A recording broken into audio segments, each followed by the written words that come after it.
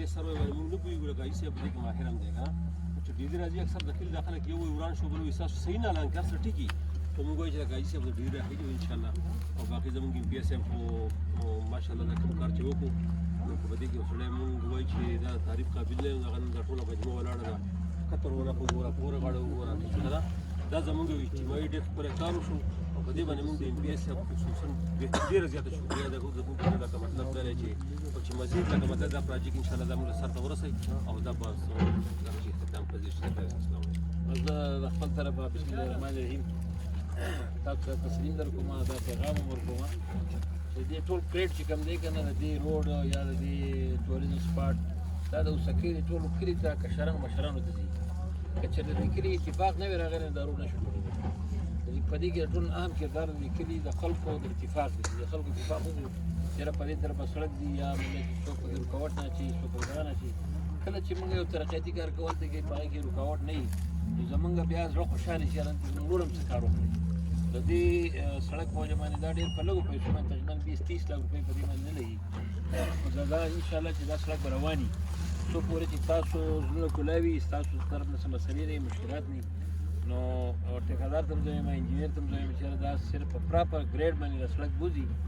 اوږد دی 2 کیلومتره ولې نه وي خیر دی د پیسو هېڅ څه کمی نشته دا د قوم پیسې دي د قوم امانت دی د قوم په لاسو باندې به لګي زما طرف دوی ته دوی سینه چې څومره کولاو ده زما د هغې ورته ډېره کولاو ده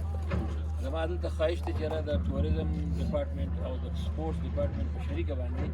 موږ څه کارونه د سپورټس ډپارټمنټ نه وکړو دلته کې سپورټس ګراوند جوړ کړو زموږ په تحصیل کې نن 9 ګراوندونه شروع دي په ټول تحصیل کې او د ټوریزم لپاره زموږ چې موږ چې د ټوریزم ګډ تقسیم کولو ده پخوا به ټول خلک تلو سوات ته معلم جبې ته کالام ته به تلو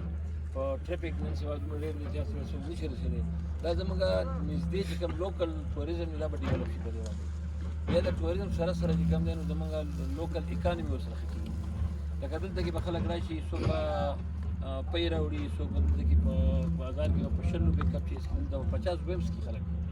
او چې کم خلک پاپړ به راوړي دا سلانټي به راوړي دا پکوړې به راوړي څوک به تکې راوړي اوس هم ولیدل چې دا هفته 10 ورځې نه شوي او دلته کې هلکان چکن بوټي پخوي که نه د هغه به ته مې یو رزق کولاو شو انشاءالله چې په دې کې زه غواړم چې دلته کې هوټل انډسټري پکې هم جوړه شي ټوریزم پکې هم جوړ شي دلته د ارکیالوجي سایټس هم چې تاسو په خپله کیمره کې ټول غرونه چې کوم شي دلته څومره تک ځنګل دی چې د ځنګل به پکې حفاظت وشي او دلته کې اوبه هم شته دی د اوبو لپاره به انشاءالله چې ډیمونه هم جوړو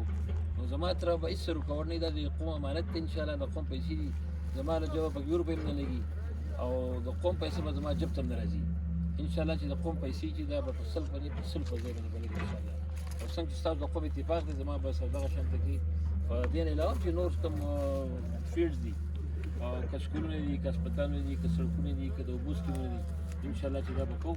او د زموږ د طرف نه به څه رکاوټ انشاءالله تاسو نه زه کار به جایز ان شاء الله چې اختر ته به دا تقریبا کنټرول راوړو ان شاء الله